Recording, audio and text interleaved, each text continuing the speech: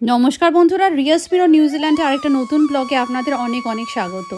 আশা করি আপনারা সবাই খুব ভালো আছেন আর আমিও খুব ভালো আছি।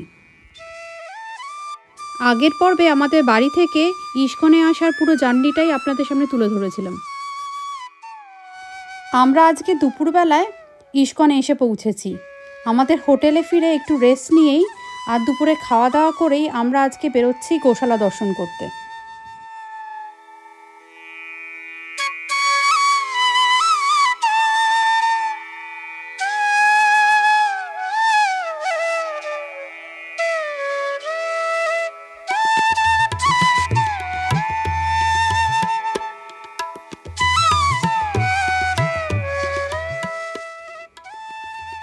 3-4 ঘন্টা জার্নি করে আমরা সবাই মোটামুটি বেশ টায়ার্ড, কিন্তু দুপুরবেলা একটু রেস্ট নিয়েছি, সেই জন্য অনেকটা এনার্জি পাচ্ছি। আর ঘুরতে এলে বসে থাকলে তো চলবে না, সেই জন্য আমরা সবাই মিলে জোট বেঁধে চলছি গোশালা দর্শন করতে। আর মন্দিরের ক্যাম্পাসের ভেতরের আর বাইরের দোকানপাট রাস্তাঘাটও আপনাদের ঘুরে দেখাবো।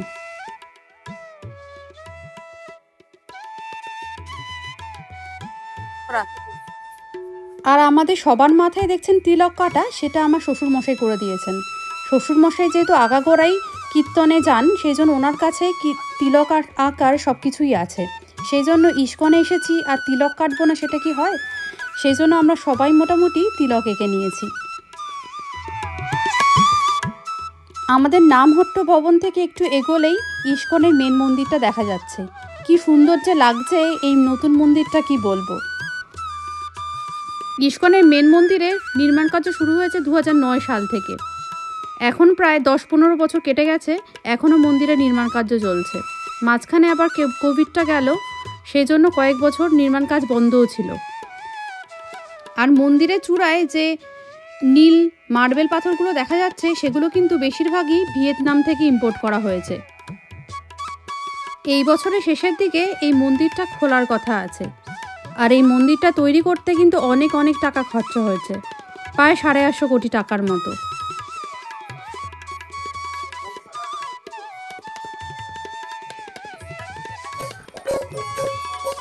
আর খানিকটা হাঁটতেই দেখি এক জায়গায় কীর্তন হচ্ছে। এখানে দেশি বিদেশি মানুষেরা সবাই মিলে শ্রীকৃষ্ণের নাম গান করছে, তাই আমরাও একটু দাঁড়িয়ে দেখে নিলাম।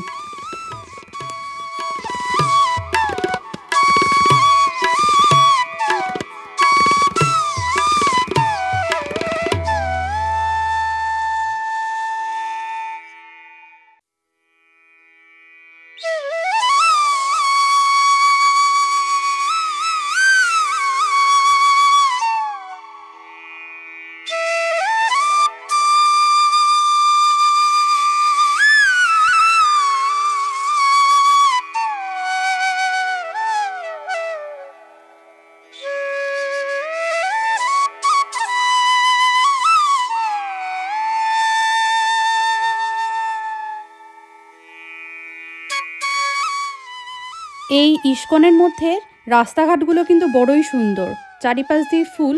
আর আরেকটা জিনিস যেটা আমরা খুব ভালো করে লক্ষ্য করলাম, এখানে কোথাও কোনো নোংরা নেই, সব কিছু একেবারে পরিষ্কার।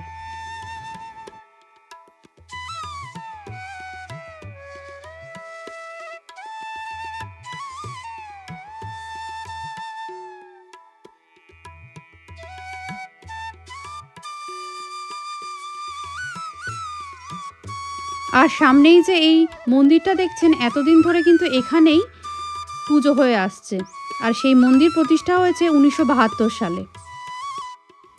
আর এই মন্দিরের প্রতিষ্ঠাতা হলেন স্বামী প্রভুপদ। আর ইনি সারা পৃথিবীতে শ্রীকৃষ্ণের নাম প্রচার করেছেন। আর ওনার জন্যই সারা পৃথিবীর 100টারও বেশি দেশে 900টারও বেশি মন্দির রয়েছে ইস্কনের।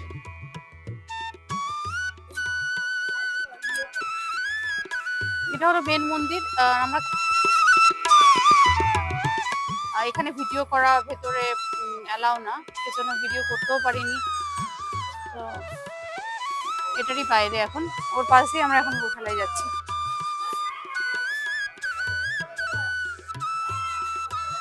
আর এই রাস্তার উপরে কোথাও কোথাও বুক স্টলও আছে, যেখান থেকে আপনারা গীতা বা বিভিন্ন রকম শ্রীকৃষ্ণের উপরে নানা রকম বই কিনে নিতে পারেন।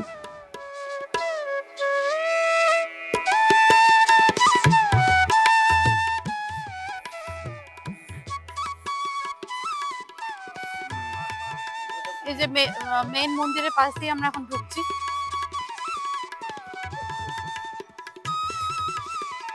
আশেপাশটা বেশ সুন্দর, মনোরম পরিবেশ, মানে খানিকটা পিকনিক স্পট টাইপের। সুন্দর পরিষ্কার, কেউ কেউ মাঠে পিকনিক ম্যাট পেতে বসে গল্প গুজবও করছে। সুন্দর পরিবেশটা, আর তার মধ্যে ফুলের গাছগুলো আছে, ফুলের বাগানও আছে, এর জন্য আরো ভালো লাগছে বেশি।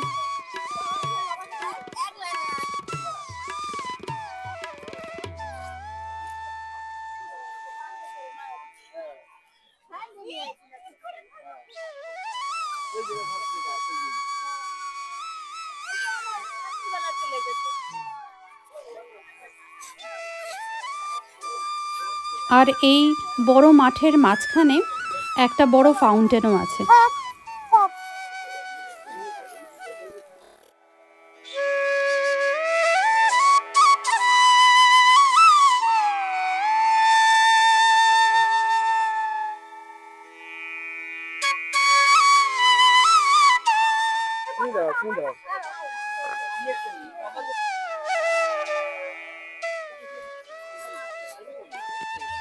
সামনের ফোয়ারাটা এত সুন্দর ছিল, ওটা দাঁড়িয়ে খানিকক্ষণ ছবি টবি তুললাম। তারপর এখন আমরা গিয়ে ভাবছি যে একটা গরুর গাড়ি ধরবো, সেই জন্যই যাচ্ছি। আমি তো কোনোদিন গরুর গাড়িতে উঠিনি, আপনারা যদি উঠে থাকেন তাহলে কমেন্ট করে জানান। তো আগেকার দিনে তো গরুর গাড়িতে সবাই যাতায়াত করতো, সেটাই একটা আলাদা পুরোনো দিনে আমেজ ফিরে পাওয়া, গরুর গাড়িতে যাওয়া মানে। কি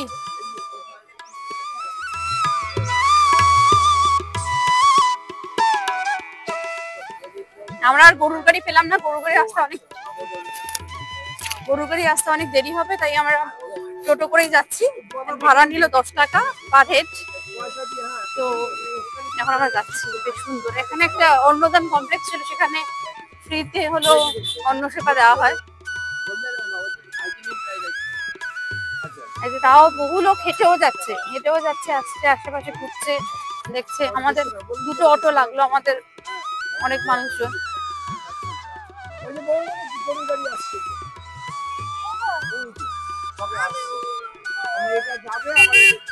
ওই জায়গায় গরুর গাড়ি আসছে, দেখো সিং কত বড়, দেখো গরু। বাবা, এটা গরুর গাড়ি। আমাদের শখ ছিল গরুর গাড়িতে যাওয়ার। আসার সময়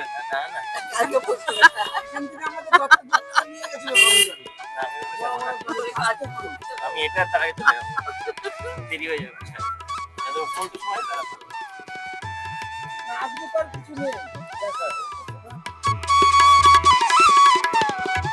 ঢুকছি গোশালায়। সকালবেলা থেকে টুকবো করে এতক্ষণ গোশালা। এতে অনেক গরুর স্ট্যাচু আছে ভেতরে ঢুকতেই।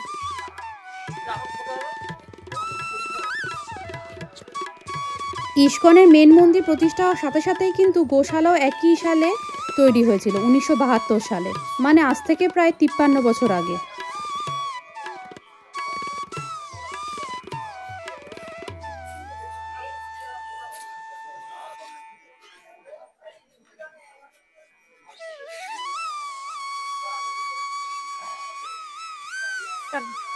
দেখো কত বড় বড় শিং।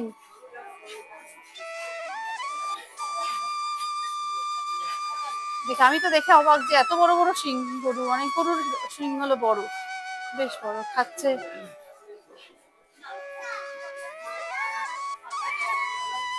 শ্রীকৃষ্ণের ধাম যখন, তখন গোমাতা তো থাকবেই। এখানে শুধুমাত্র গোমাতাই নয়, ষাঁড়ও আছে কিছু। চারিদিকে গরু গরু আর গরু। আর এখানকার মানুষেরা গরুগুলোকে খুব ভালো করে যত্ন করে। গরুগুলো যত্ন আত্মি, তারপর এদের খাওয়া দাওয়ার জন্য প্রত্যেক দিনে প্রচুর টাকা ব্যয় হয়। এই গোশালায় এখন 390টার মতো গরু রয়েছে। আপনি চাইলে একটা গরুকে সারা জীবনের জন্য আপনি দত্তক নিতে পারেন। তার জন্য কিন্তু বেশ ভালো টাকা খরচা, 3.5 লাখ টাকার মতো। আর তার বিনিময়ে আপনি পেয়ে যেতে পারেন এই গরুটা সম্পর্কে রেগুলার আপডেট। আর আপনি চাইলে এসে এখানে গরুটার পুজোও করতে পারেন, তার সাথে খেলতেও পারেন বা স্নানও করাতে পারেন। আর এখানে গোমাতা ননির অত্যাচার সহ্য করছে। ননি বেশ ভালো মজা পেয়েছে এই গোমাতাকে টাচ করে, তো ও হাসছে, আর কিন্তু গোমাতা তো খুবই বিরক্ত ননির উপর।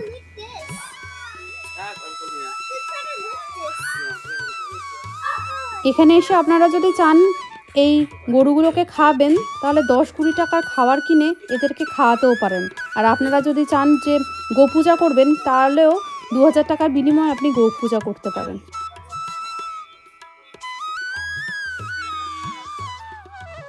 ওইগুলো গরুকে খাওয়ানোর জন্য।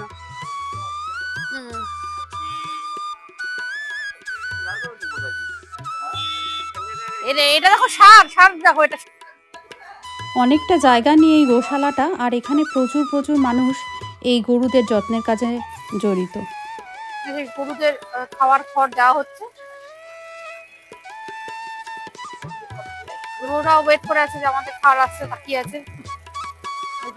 গোশালায় ঢোকার মুখেই একটা বড় দোকান আছে, যেখানে দুধের যাবতীয় জিনিসপত্র পাওয়া যায়। সেখান থেকেই আমরা বেশ কয়েক প্যাকেট ঘি নিয়ে আসলাম কিনে। এবার গোশালা দর্শন করে আমরা ফিরে আসলাম মেন মন্দিরে, সেখানেই আশেপাশটা ঘুরে দেখব।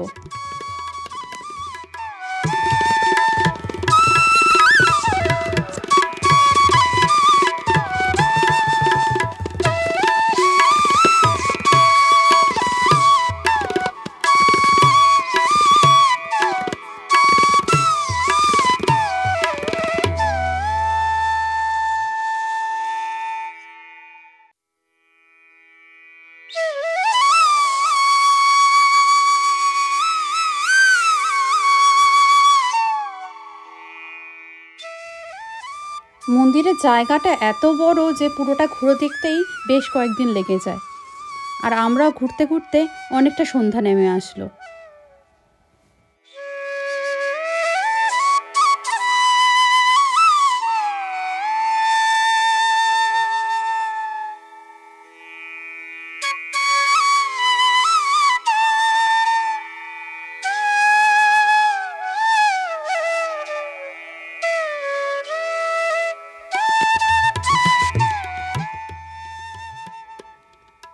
এখানে আসার পর থেকে এত মানুষদের দেখছি যে গোপী ড্রেস পরা, তাই এখান থেকে ভাবলাম এখানে আমার জন্য একটা আর চিনির জন্য একটা গোপী ড্রেস কিনবো। ওখানে গেলেও কখনো ইস্কনে গেলে পরে যেতে পারবো। আশেপাশটা ভালো করে ঘুরে রাত্রে খাওয়া দাওয়া করে আমরা পৌঁছে গেছি আমাদের হোটেলে। সকালবেলা তো ছাদ থেকে দেখলেন যে কেমন লাগে, এখন চলুন রাত্রেবেলা দেখি যে ছাদ থেকে আমাদের ইস্কনের মেন মন্দিরটাকে কীরকম লাগে। রাত্রিবেলা অন্ধকারের মধ্যে সেরকম ভালো করে কিছু বোঝা যাচ্ছে না। আমার মনে হয়েছে যে দিনের বেলাটাই বেশি ভালো করে বোঝা যায় ইস্কনের মেন মন্দিরটা। যাই হোক, এখন অনেকটা রাত হয়েছে, আমরা গিয়ে শুয়ে পড়ি। আবার কালকে সকালেও অনেকটা ঘোরা বাকি।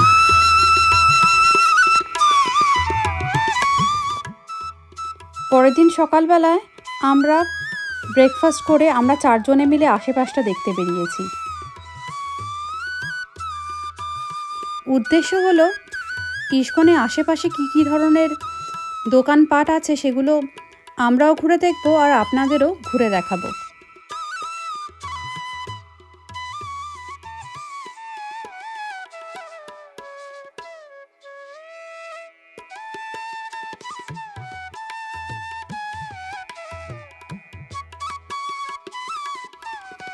মেন মন্দির থেকে বেরিয়েই সামনে অটো স্ট্যান্ড, আর তারপর থেকে আস্তে আস্তে দোকানপাটগুলো শুরু হয়েছে। সেখানে খাবার দাবারের দোকান যেমন আছে, তাছাড়া জামা কাপড়ের দোকান আর নিত্য নৈমিত্তিক যে সমস্ত জিনিসপত্র পাওয়া যায় সে সমস্ত দোকানও আছে। চারিদিকে প্রচুর মানুষের ভিড়। আর মায়াপুর কিন্তু সারা ভারতের মধ্যে বিখ্যাত একটা তীর্থস্থান, যেখানে সারা দেশ বিদেশ থেকে 70 লাখ মানুষ প্রত্যেক বছর এই তীর্থস্থান দর্শন করতে আসেন। আর সারা পৃথিবীতে ইস্কনের যারা ভক্তবৃন্দ আছে তাদের কাছে এই মন্দিরের পীঠস্থান ইস্কনে আসা একটা বড় স্বপ্ন।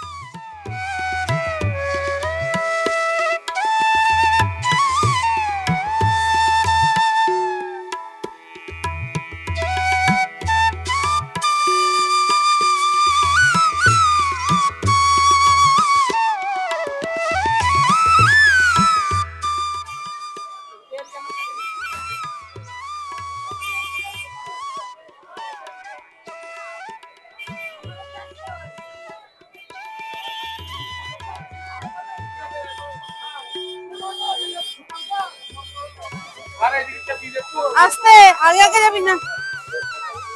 দেখি দাদা, দেখি।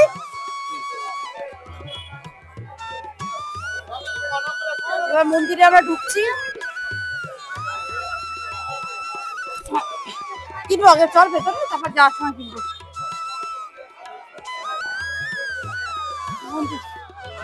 মন্দিরের ভেতরে ঢুকছি, অনেক ভিড়, প্রচুর ভিড়।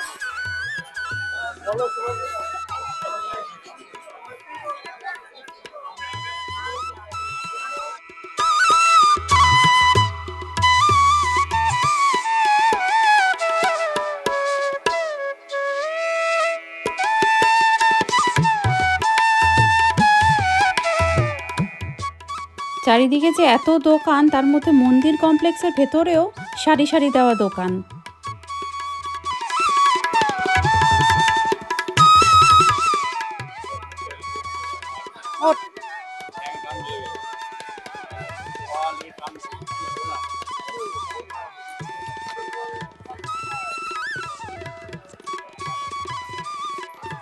আমার এই মায়াপুরে ফার্স্ট টাইম আসা, আমি আগে কখনো আসিনি।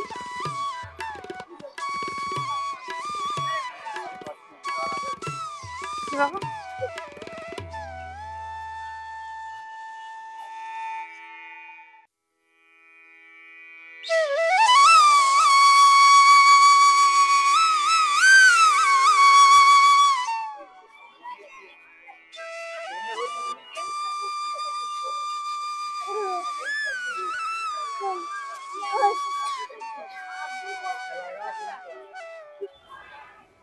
মাঝখান দিয়ে একটা পুকুর মতো আছে, আর তার পাশ দিয়ে বিভিন্ন রকম গার্ডেন, আর ওপাশ দিয়ে পুরো দেখা যাচ্ছে মন্দিরটাকে। এত সুন্দর যে পরিবেশ, কি বলবো। আর খুবই একদম একদম একটা স্নিগ্ধ, সুন্দর, মনোরম পরিবেশ। অনেকটা বেশ হাঁটা, তার মধ্যে ননি তো এখানে তো আর প্র্যাম আনিনি আমরা, মানে প্র্যাম এনেছি আমার বাড়িতে রেখে এসেছে, আর এখানে আনিনি। তো আর প্র্যামে এখানে যাতায়াত করাও মুশকিল, তাই জন্য ননিকে একবার আমি কোলে নিচ্ছি, আরেকবার চন্দন করে নিচ্ছে। এরকম করে করে অল্টারনেট করে করে আমরা ঘুরছি আশেপাশটা।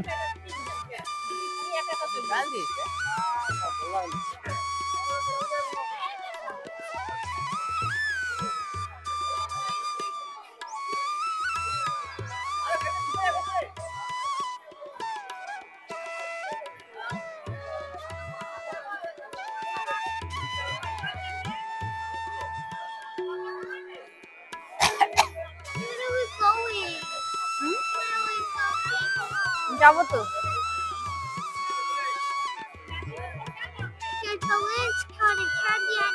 আর যে দেখছেন এই ঘরটা, এখানে অখণ্ড হরে কৃষ্ণ নাম হয়, মানে 24 ঘন্টায় এখানে হরে কৃষ্ণ কীর্তন চলতেই থাকে।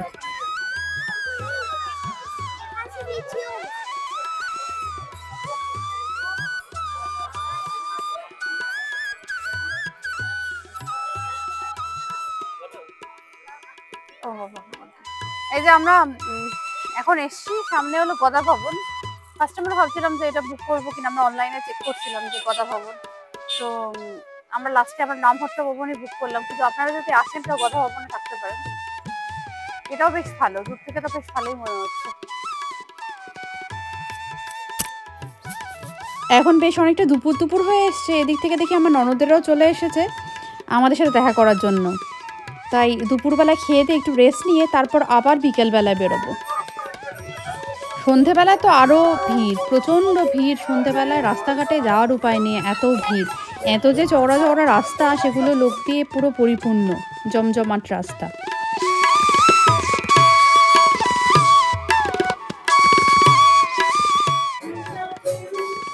আমরা সবাই মিলে মোটামুটি একসাথেই বেরিয়েছি, কিন্তু মাঝখানে গিয়ে হারিয়ে গেছি। মানে বাপি, মামনি আর মা বাবা একসাথে রয়ে গেছে, তারপর ননদের আলাদা হয়ে গেছে, এদিকে আমরা চারজনে আবার আলাদা হয়ে গেছি। তারপর খানিকটা সময় একে অপরকে খুঁজে পেতেই সময় লাগলো। ননি আবার এত ধকল সইতে না পেরে ও ঘুমিয়েই পড়েছে বেচারা।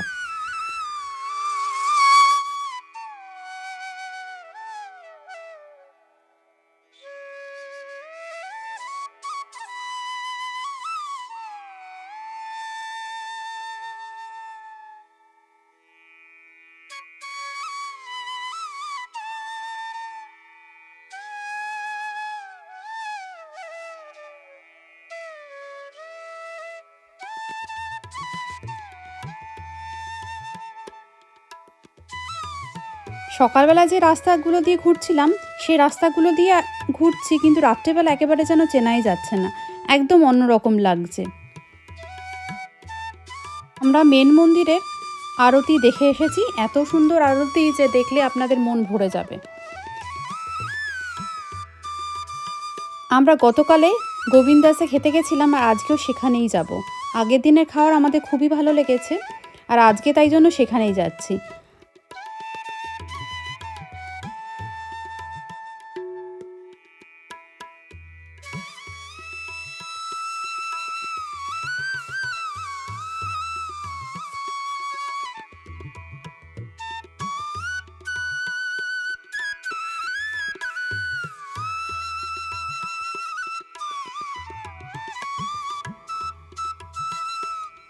গোবিন্দাসের ইন্টেরিয়ার ডেকোরেশনও খুব সুন্দর, বেশ সুন্দর একটা পরিবেশ।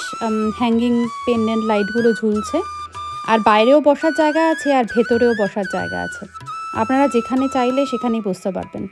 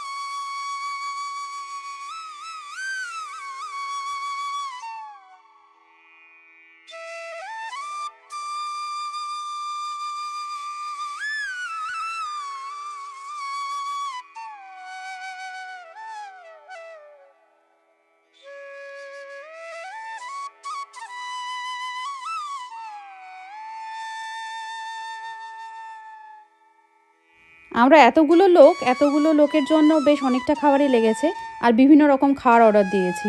আর বাচ্চাদের জন্য পিৎজা তো আছেই।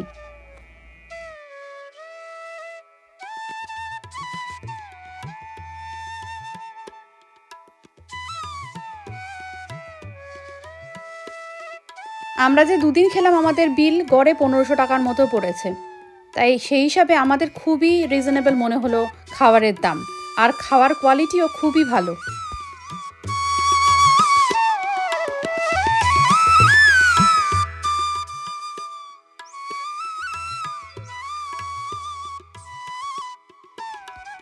খাওয়া দাওয়া শেষ করে এখন আমরা আশেপাশটা একটু দেখতে দেখতে হোটেলে ফিরে যাব। কালকে সকালে আবার ভোর ভোর উঠতে হবে, কারণ কালকে আমরা যাব নবদ্বীপ। কালকে সারাদিনটা আমরা নবদ্বীপেই কাটাবো।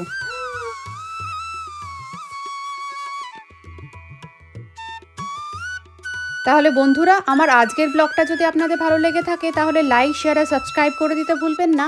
আর আরও এরকম ভিডিও পেতে চোখ রাখুন রিএসপিরন নিউজিল্যান্ডে।